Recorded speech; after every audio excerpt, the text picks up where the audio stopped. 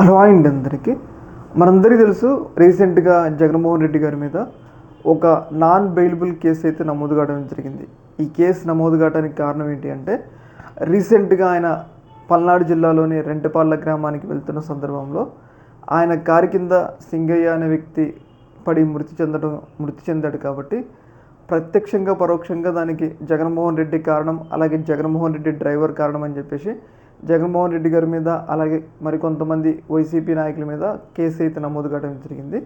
ఈ కేసు అనేది non bailable case, దాదాపు 5 నుంచి 10 సంవత్సరాల శిక్ష పడే కేసు అనమాట.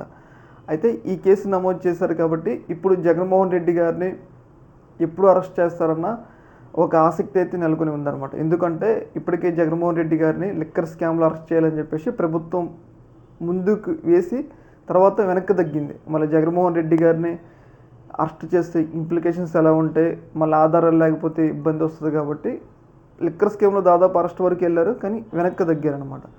అయితే ఇప్పుడు జగన్మోహన్ రెడ్డి గారిని అరెస్ట్ చేయడానికి ఒక మంచి కేసు దొరికింది. ఏదైతే ఈ కేసులో పక్కా ఆధారాలతో దొరికారు కాబట్టి జగన్మోహన్ రెడ్డి ప్రత్యక్షంగా అక్కడ ఇన్వాల్వ్ అయ్యిండు. కాబట్టి దీన్ని ఆసరా చేసుకుని జగన్మోహన్ రెడ్డిని అరెస్ట్ చేయాలి. అలాగే ఈ కేసులో నాన్ బెయిలబుల్ ఏదైతే మనం చూసుకున్నట్లయితే దాదాపు 5 నుంచి 10 సంవత్సరాల శిక్ష పడే కేసులు ఉన్నాయి. కాబట్టి కోర్టు కూడా రిమాండ్ విధిస్తుంది.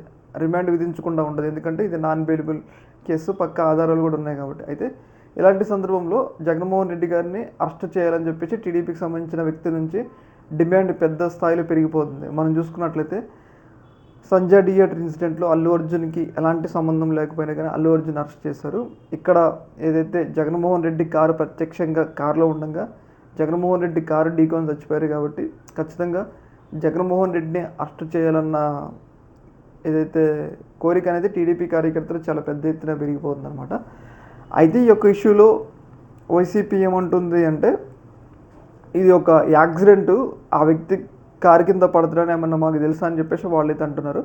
ఇంకోటి అంటే, పోలీసులు జగన్మోహన్ రెడ్డి కారు చుట్టూ రోప్ పార్టీ, ఏదైతే పోలీసులు అందరూ కూడా ఒక 10-20 మంది పోలీసులు రోప్ పార్టీలా ఉంటే ఈరోజు సింగయ్య మరణం జరగపోదు, దీనికి కారణం పోలీసులు కూడా అన్నట్లుగా వైసీపీ అయితే ఆరోపిస్తూ ఉందన్నమాట.